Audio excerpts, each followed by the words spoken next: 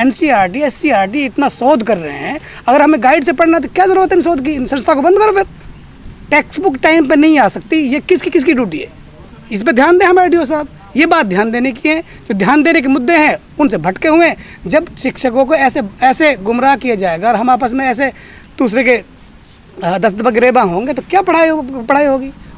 जिला शिक्षा अधिकारी रामफल धनखड़ एवं जिले के कई प्राचार्य के बीच शुरू हुआ विवाद DC दरबार में पहुंच चुका है। मंगलवार को जिले के कई प्रिंसिपल, लेक्चरर व अध्यापकों ने उपायुक्त अजय कुमार के कैंपस ऑफिस नूह में जिला शिक्षा अधिकारी रामफल धनखड़ की कार्यशैली को लेकर मुलाकात की। जिले के प्रिंसिपल, लेक्चरर, अध्यापक इत्यादि ने उपायुक्त से इस दौरान विस्तार पूर्वक बातचीत की।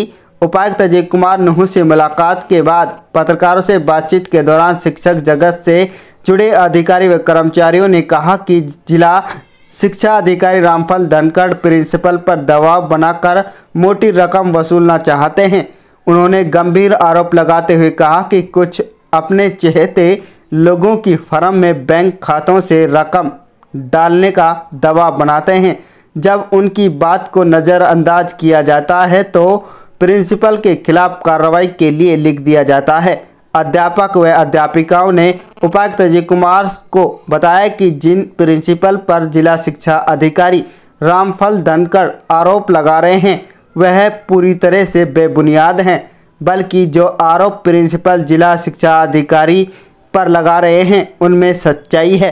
कुल मिलाकर अध्यापकों ने यहां तक कहा कि जिला शिक्षा अधिकारी रामफल धनखड़ को स्कूलों में किताबों के अलावा अध्यापकों की नियुक्ति पर ध्यान देना चाहिए, जो उनका असली कर्तव्य है, बल्कि उन्हें इस तरह के आरोप व प्रिंसिपलों को नाजायज तंग करना शोभा नहीं देता। देखिए रिपोर्ट। हमारी जो मुख्य शिकायत है, मौजूदा जो जिला शिक्षा अधिकारी है वो दागदार अधिकारी है। पहले भी वो जेल में रह के आए 3 लाख की रिश्वत में, और यहाँ भी आते उन्होंने एक साम्राज्य कायम कर दिया है रिश्वतखोरी का और भ्रष्टाचार का। हर अच्छे आदमी को भी तंग कर रहे हैं पैसे के लिए। बार बार जो है कभी किसी के स्कूल में जाकर उनके बिलों को ले आते हैं, फिर उन्हें हवाले में लहरा के कहते हैं इतने रुपए का घोटाला किया है, इतने रुपए करप्शन किया है। खुद मैं भी इससे पीड़ित हूँ और मेरे साथ भी मैंने AC लगवाने के लिए भी उन्होंने पैसे मांगे। हमने उसको 26,000 रुपये की राशि अदा की। उनके सहायक जो सुनील क्लर्क हैं और उस स्वयं दोनों शामिल थे ऑफिस में। उसके बाद उन्होंने मेरी एक शिकायत करवाई। पहला मौका है कि अधिकारी लोकल आदमियों से तालमेल करके एक शिकायत करवाए और फिर उसका खुद ही जांच कमेटी बनाए।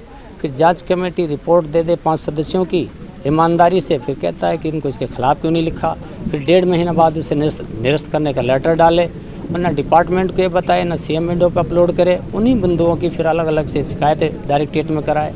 वो कहता मैं बर्खास्त करा दूँगा। मुझे पता चला है कि मेरा प्रस्ताव बना करके उन्होंने बर्खास्तगी के लिए भेजा है, जबकि मुझे 44 बार अन्य अवसरों पर राज्य शिक्षक पुरस्कार के अलावा सम्मानित किया गया है। मैंने 15 साल मेवात में इतना बेहतर कार्य किया, कहीं पद यात्राएँ निकाल कर 5000 के करीब टीचर मेरे संपर्क में आए होंगे। 2 साल में नगीना BO रहा हूँ, 3 साल नू रहा हूँ ना, 3 साल और 1.5 साल APC रहा हूँ। इस दौरान मैंने हज़ारों टीचर को डील किया। अगर कोई भी सिंगल आदमी ये कह दे मुझसे किसी प्रकार की कोई रिश्वत इस आदमी ने ली है, वह तो फ़कीर टाइप का आदमी, मोटरसाइकिल बेचा सादगी से, फिर भी मुझे सताया जा रहा था। यहाँ ईमानदार आदमी की नौकरी करना मेवात में एक बहुत बड़ी चुनौती है। कुछ नहीं है, मैंने जीवन में कभी भी 31 साल की नौकरी में इस तरह का डिप्रेशन नहीं देखा जो मेरे साथ इस समय किया जा रहा। मुझे टारगेट किया जा रहा स्पेशल। माननीय उपायुक्त महोदय के आश्वासन पर और उनकी इंसाफ वाली जो है जो नीयत और प्रणाली है, क्षमता है, उस पर मुझे बड़ा यकीन और भरोसा है। इत्मीनान से उन्हें हमारी बात सुनी और बल्कि ये भी कहा आपको पहले मैं अवगत कराना चाहिए इतनी बात को। तो मुझे पूरा भरोसा है कि उपायुक्त महोदय हमें इसमें न्याय करेंगे। दूध का दूध और पानी का पानी हो जाएगा। जब मेरी जांच हो गई, पहले भी अखबारबाजी मेरे खिलाफ़ की गई मेरे चरित्र को लेकर के, अफसोस में कभी जीवन में भी नहीं सोच सकता, ना मेरा परिवार। मेरी 2 बेटी डॉक्टर हैं और मैं जिस मौजूदा स्कूल में पिछले 5 साल से हूँ, हम बाहर की अध्यापिकाएँ हैं। 1000 के करीब लड़कियाँ, कोई भी व्यक्ति कभी भी जा कर के पूछ सकता है कि मेरा व्यवहार करैक्टर कैसा है। और फिर मुझसे कहा जा रहा है कि आपने 10 साल पहले और कोई यौन शोषण और इस तरह का आरोप। अफसोस है ऐसे लोगों के लिए। इतना घटिया, एक मेरी BO सिर्फ 2 बार छीन ली जूनियर आदमी ने, कि उसने ये तरीका अपनाया किसी शिकायतकर्ता को तैयार करके और इसकी छवि को ख़राब किया जाए या इसके खिलाफ डिपार्टमेंटल कोई चार्जशीट कराया जाए ताकि इसका चार्ज मुझे मिल जाए। तो ये बिल्कुल निराधार है, बेबुनियाद है और उसकी पूर्वाग्रह से ग्रसित है। डीओ साहब अपनी जो है दागदार छवि को कैसे छुपा सकते हैं दूसरे लोगों से। डीसी साहब ने न्याय दिलाने की आश्वासन दिया है और हमारा उनसे मिलना बहुत अच्छा रहा। उन्होंने कहा कि निष्पक्ष जांच की जाएगी। मुझे तो लगता है कि डीओ साहब ने सभी प्रिंसिपल पर झूठे आरोप लगाए हुए हैं। वास्तविकता कुछ और है।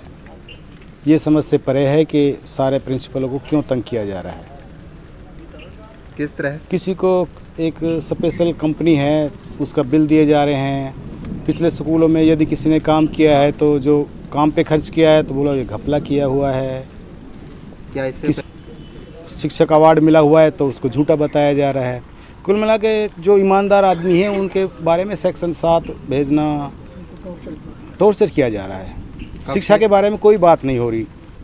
अध्यापक हैं नहीं हैं। अब मेरे स्कूल में 40 अध्यापक होने चाहिए, 5 हैं। इस बारे में कभी डीओ साहब ने नहीं पूछा कि भाई स्टाफ कम है ज़्यादा है। 40 आदमी चाहिए मुझे, 1200 बच्चे हैं मेरे स्कूल में और केवल आज 5 मास्टर बहन जी हैं जो स्कूल को कैसे चला रहे हैं आप सोच सकते हो। क्या चाहते हैं? यही चाहता हूँ कि जो हमारे अधिकारी हैं वो अपने अच्छे ढंग से काम करें, हमें भी अच्छा काम करने दें, हमें स्टाफ मुहैया कराएं, दूसरी जो कमियां हैं वो पूरी करवाएं, हमें झूठे आरोपों में ना फंसाएं। मानसिक और सामाजिक जो पीड़न हो रहा है उसे रोका जाए। घर परेशान हैं। मेरी बीवी तो कहती है लेक्चरार थे जब ही थे, अगर टाइम से आ जाते थे। अब मैं सुबह 7 बजे आता हूँ, शाम को 7 बजे ही घर पहुँचता हूँ। दिन रात एक कर रखा है बच्चों के साथ मेहनत करने में, लेकिन उसका रिजल्ट उल्टा ही मिल रहा है। मैं तो खुद हैरान हूँ कि 7 की पता ना किस लिए भेज दी। डीओ साहब कह रहे हैं कि एक बार तो भेज दी, दोबारा भी भेजूँगा। जो भी कुछ बोलता है सबकी 7, किसी को टर्मिनेशन का लेटर भेजे, समझ में नहीं आ रहा क्या हो रहा है। बात यह है कि हमारे सामने भी बीओ साहब रहे और वाकईतन हमने मतलब मैं पर्सनली इसलिए भी कह रहा हूँ कि मैंने इनको बाइक्स पे चलते हुए देखा। सही मानो में अकेला हम आ रहे हैं रास्ते में। एक दिन मैं गाँव गुलालता है काटपुरी में मिले, कहाँ जा रहे हो? स्कूल देखना है। स्कूल से के टाइम से आधे घंटे पहले बाइक पर अकेला बंदा जा रहा है। एक बार कहीं छोड़ने के बाद हमें शर्म आती कि हमने छोड़ा है। अब इन तमाम के बावजूद पढ़ाने के जो इश्यूज़ हैं उन पर ध्यान ना दे करके इससे बड़ी बात क्या होगी। हमारे गवर्नमेंट स्कूल्स में सभी टीचर्स अक्सर मजबूर हैं गाइड से पढ़ाने में। वजह हमेशा टेक्स्ट बुक्स अगस्त में आती है। अब अगस्त हो चुका ना, मैं आपको अब दावे के साथ कह रहा हूँ कि मेवाड़ डिस्ट्रिक्ट में सभी स्कूल में अभी तक टेक्स्ट बुक्स नहीं है। इस पर ध्यान देना डीओ साहब, ध्यान दें टेक्स्ट बुक टाइम पे आए। और जब कहा जाता है तो कहते हैं कि नहीं आप बन जाओगे तो आप भी ऐसे करोगे। कोई बात हुई? भाई टेक्स्ट बुक टाइम पे आएंगी तो टेक्स्ट बुक से पढ़ाया जाएगा। आप किसी भी शिक्षाविद से ये बात करके देखिए, गाइड से पढ़ाया जाए ये बेहतर है या टेक्स्ट बुक से पढ़ाना ज़्यादा बेहतर है? टेक्स्ट बुक ही है। NCERT SCERT इतना शोध कर रहे हैं, अगर हमें गाइड से पढ़ना तो क्या ज़रूरत है इन शोध की? इन संस्था को बंद करो फिर। टेक्स्ट बुक टाइम पे नहीं आ सकती, ये किसकी ड्यूटी है? इस पर ध्यान दें हमारे डीओ साहब। ये बात ध्यान देने की है। जो ध्यान देने के मुद्दे हैं उनसे भटके हुए हैं। जब शिक्षकों को ऐसे गुमराह किया जाएगा और हम आपस में ऐसे दूसरे के 10 गिरेबा होंगे तो क्या पढ़ाई होगी? उम्मीद की जा रही है। अब स्कूल जहाँ पे फैकल्टी नहीं है उनके बारे में क्या सोचा जाए, जो कंसर्न इशूज़ है उस पर ध्यान दिया जाए। ऑब्वियसली ऐसे उससे शिक्षा पे ही लास्ट में आकर के बच्चा ही इससे पीड़ित होगा, उससे नुकसान होगा। मेरे ख्याल से बंद होना चाहिए।